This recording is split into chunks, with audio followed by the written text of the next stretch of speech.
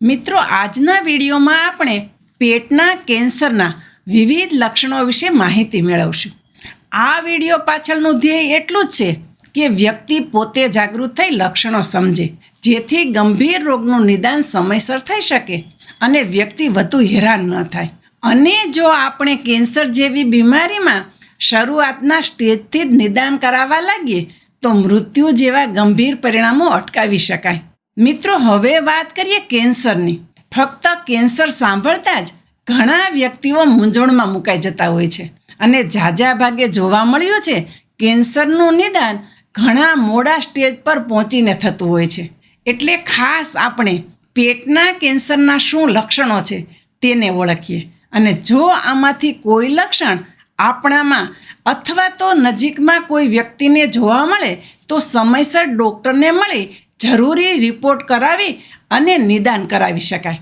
અને રિપોર્ટના આધારે કેન્સર છે કે નહીં તેની પાકી માહિતી લઈ શકીએ. મિત્રો, સૌથી પહેલાં વાત કરીએ પેટના કેન્સરમાં કયા કયા શરીરના અંગોનો સમાવેશ થાય છે. જેમાં આવે છે અન્નળી, જઠ્ઠર એટલે કે આપણી હોજરી, નાનું આંતરડું, મોટું આંતરડું, લીવર એટલે કે યકૃત, સ્વાદુપિંડ અને પિત્તાશય. મિત્રો, મોટાભાગના લોકો જ્યારે પેટના કેન્સરમાં પીડાતા હોય તો આ બધા અંગમાંથી કોઈ એક અંગ તેમાં સામેલ થયેલું હોય છે. હવે કેન્સરના સાવ સામાન્ય લક્ષણની વાત કરીએ તો સૌથી પહેલું લક્ષણ છે પેટમાં થોડો અથવા તો વધુ દુખાવો રહેવો, અપચા જેવી સમસ્યા થવી, શરીરમાં નબળાઈ અને થાક લાગવો. મિત્રો, કોઈ પણ કારણ વગર આપણો વજન ઉતરવા લાગે અને શરીરમાં લોહીના ટકા ઘટવા. આમાંથી જો કોઈ પણ એવું લક્ષણ હોય જે આપણને લાંબા સમયથી હોય અને સામાન્ય દવાઓ લેવાથી પણ તે વસ્તુમાં રાહત ન મળતી હોય તો એવા કિસ્સામાં તમારે ખાસ કરીને તમારા શરીરનું ચેકઅપ કરાવવું જોઈએ. હવે વાત કરીએ પેટનું કેન્સર કોને થઈ શકે. તો મિત્રો, ઉંમર વધવાથી કેન્સર થવાનું જોખમ વધે છે.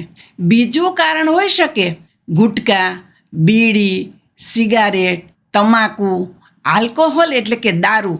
આ બધી વસ્તુના વ્યસનથી તમને કેન્સર થવાનું જોખમ રહે છે. શરીરનું વધારે પડતું વજન પણ કેન્સર થવા પાછળ જવાબદાર હોઈ શકે છે.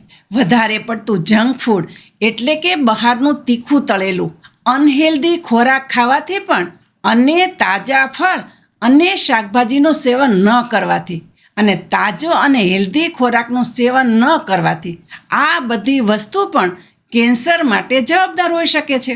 અને છઠ્ઠું કારણ છે વારસાગત, એટલે કે તમારા પરિવારમાં જો કોઈ કેન્સરની હિસ્ટ્રી હોય તો પણ આનુવંશિક તાસીર ઉપરથી કેન્સર થવાની સંભાવના થઈ શકે છે.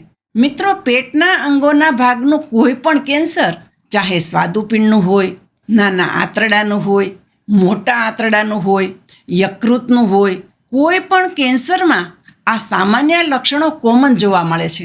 એટલે જો તમને આ વસ્તુઓ હોય તો તમને કેન્સર થવાનું જોખમ વધે છે. હવે આપણે વાત કરીશું મોટા આંતરડાના કેન્સર વિશે. મિત્રો, આપણે મોટા આંતરડાના કેન્સરની એટલા માટે વાત કરી કે આ કેન્સર ઝડપથી પકડી શકાય છે અને આ માટે કરવામાં આવતા રિપોર્ટ સાવ સરળ છે. એટલે કોલોનોસ્કોપી જેવી સામાન્ય પ્રક્રિયાથી આનું નિદાન અને સારવાર કરી શકાય છે. અને આટલું કરાવવાથી અને પોલિપ ડિટેક્શનથી, પોલિપ એટલે એમાં ખાસ પ્રકારના મસા બનતા હોય છે, તેને દૂર કરવાથી કેન્સર થવા પહેલાં નાબૂદ કરી શકાય છે. હવે વાત કરીએ મોટા આંતરડાનું કેન્સર કઈ રીતે થાય છે. મિત્રો, મોટા આંતરડાનું કેન્સર રાતોરાત બની જતી વસ્તુ નથી. સૌથી પહેલાં આ કેન્સરના નિર્માણમાં એક સાદો મસ્સો અથવા તો ગાંઠ થાય છે, જેને ડૉક્ટરની ભાષામાં પોલિપ કહેવામાં આવે છે. જો આનું સમયસર નિદાન ન કરવામાં આવે અને જો આ પોલિપ મોટો થાય તો આમાંથી આ મસ્સો મોટો થઈ અને કેન્સરમાં પરિવર્તન પામે છે. અને ખાસ આ મસાથી કેન્સર સુધી પરિવર્તન પામવાનો સમયગાળો 10 વર્ષથી લઈને 15 વર્ષ સુધીનો હોઈ શકે છે. મોટા ભાગના લોકોમાં 50 વર્ષની ઉંમર પછી આ મસા અથવા તો આ પોલિપ બનતા હોય છે.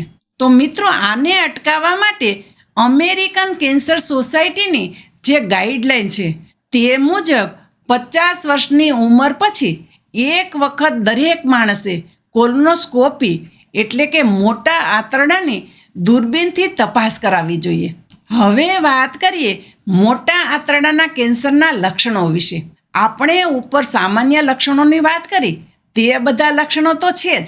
તેની ઉપરાંતમાં તમારે તમારી શૌચક્રિયા જવામાં ફેરફાર થવા, જેમાં છે ક્યારેક તમને કબજિયાત થઈ જવા, ક્યારેક ઝાડા થઈ જવા અને તમારું જૂનું કબજિયાત વધવું, તમારો મળ એકદમ પાતળું એટલે કે પેન્સિલ જેવું પાતળું થઈ જવું અને શૌચક્રિયા કરવામાં વધારે જોર કરવું પડે.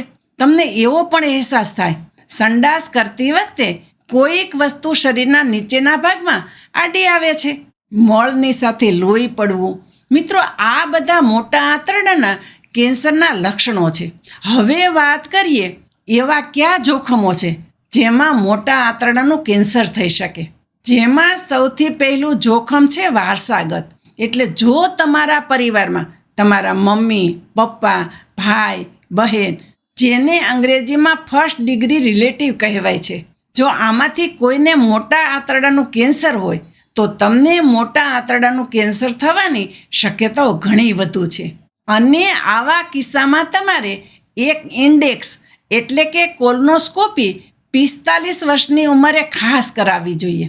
બીજી વસ્તુ છે, જે લોકો ક્રોનના રોગથી પીડાય છે અથવા તો અલ્સરેટિવ કોલાઇટિસ જેવી બીમારીથી પીડાય છે, તેવા લોકોને મોટા આંતરડાનું કેન્સર થવાની સંભાવના વધારે રહે છે. અને એક ખાસ વાત, મોટા આંતરડાનું કેન્સર મહદઅંશે કોઈ લક્ષણ આપતું નથી. એટલે સામાન્ય કોલોનોસ્કોપી જેવી પ્રોસિજર કરાવવાથી જ આનું વહેલી તકે નિદાન અને સારવારથી આને મટાડી શકાય છે.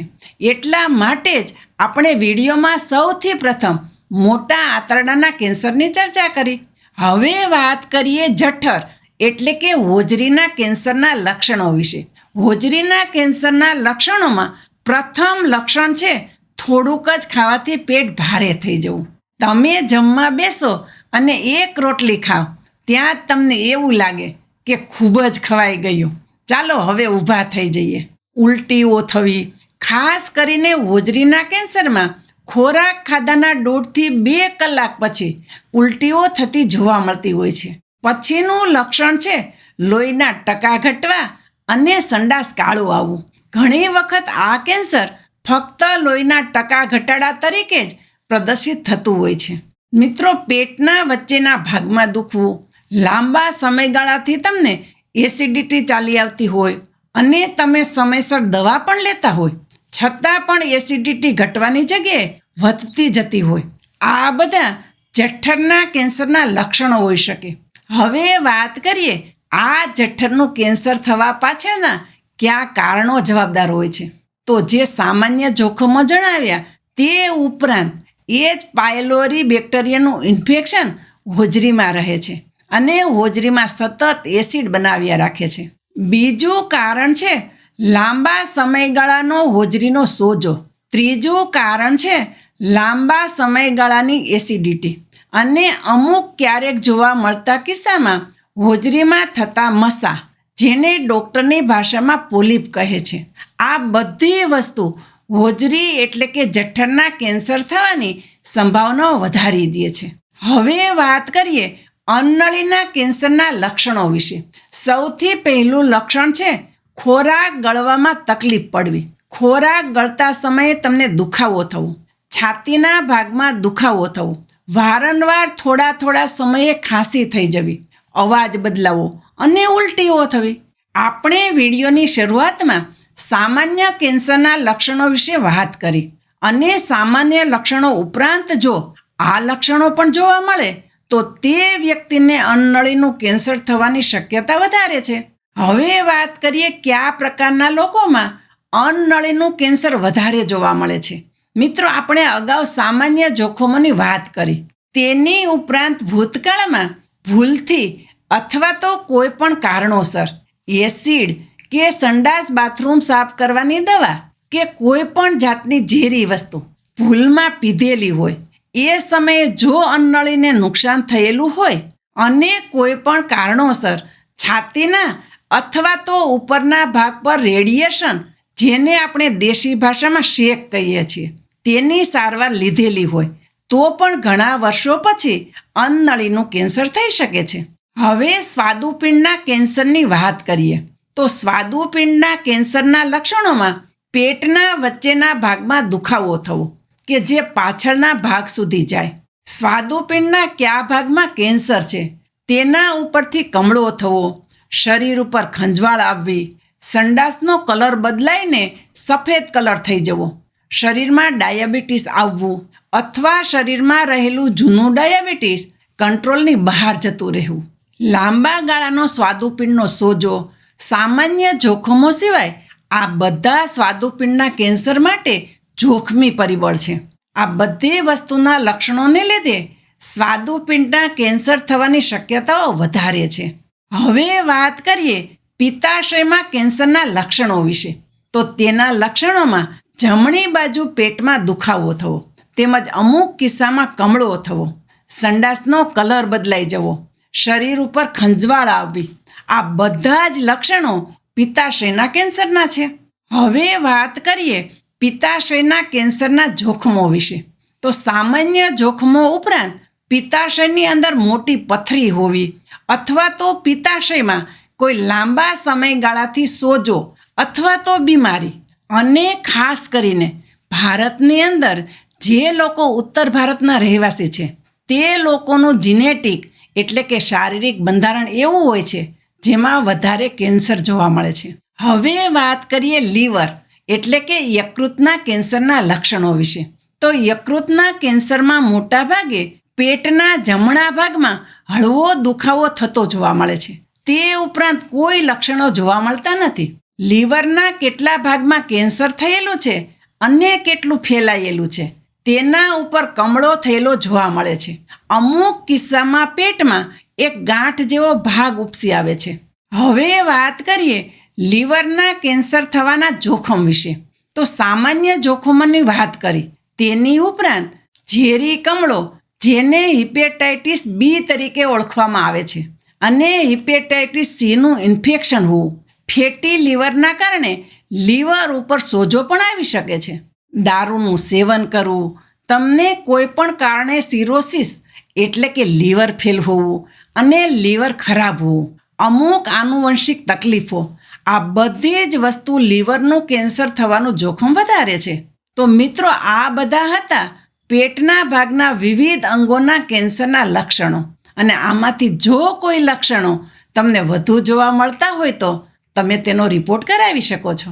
હવે વાત કરીએ પેટના કેન્સરનું નિદાન કઈ રીતે કરાવવાનું હોય તો ડૉક્ટર દ્વારા એવું જાણવા મળ્યું છે 2 થી 3 લોહીના ટેસ્ટ જે સ્ક્રીન ઉપર તમને દેખાય છે, તે ઉપરાંત એક સોનોગ્રાફી, એક એન્ડોસ્કોપી અને એક કોલોનોસ્કોપી, આ બધા રિપોર્ટ કરાવવાથી પેટના કોઈ પણ અંગનું કેન્સર 90 થી 95% કિસ્સામાં પકડી શકાય છે. અને હા, અમુક કેસમાં તમારે વધારે બ્લડ રિપોર્ટ પણ કરાવવા પડે અને સીટી સ્કેનની પણ જરૂર પડી શકે છે. પરંતુ એક સિમ્પલ લોહીનો રિપોર્ટ, એક કમળાનો રિપોર્ટ, એન્ડોસ્કોપી, કોલોનોસ્કોપી, સોનોગ્રાફી, ફક્ત આટલું કરવાથી 100માંથી 90% કિસ્સામાં જો કોઈ વ્યક્તિને પેટના ભાગનું કેન્સર હોય તો તેને પકડી શકાય છે. મિત્રો, મને આશા છે આજનો આ વિડીયો તમને જરૂર પસંદ આવ્યો હશે અને આ વિડીયોમાંથી તમે કંઈક ને કંઈક નવું શીખ્યા હશો. જો વિડીયો તમને સારો લાગ્યો હોય તો વિડીયોને લાઈક અને ચેનલ ઉપર નવા હોય તો ચેનલને સબસ્ક્રાઈબ પણ કરો અને બધા લોકો સાથે શેર કરો. હું શારદાબેન ગોસ્વામી તમને ફરી મળીશ એક નવા જ વિડીયો સાથે. ત્યાં સુધી મસ્ત રહો, સ્વસ્થ રહો.